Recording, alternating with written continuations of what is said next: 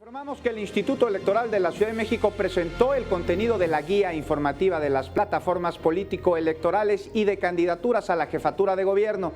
Le comento que este documento consta de un breve currículum de los 7 aspirantes a gobernar la capital del país, sus principales propuestas de campaña, fotografías y el enlace hacia un video de cada candidato. Esta guía será impresa de forma masiva para llamar al voto de quienes residen en el extranjero.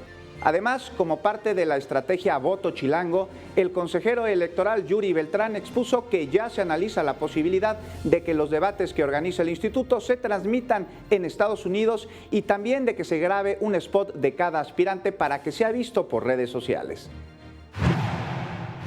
Si algo nos pedían de manera intensa cada vez que estuvimos en el extranjero es, ¿y cómo sé por quién voy a votar?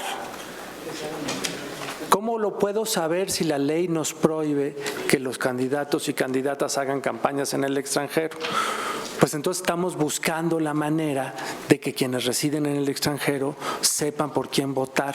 Ya la Comisión de Debates está previendo la difusión de los debates en los Estados Unidos. Ya se están previendo también instrumentos a través de la página de Internet para que se difundan las plataformas, las propuestas de los partidos políticos.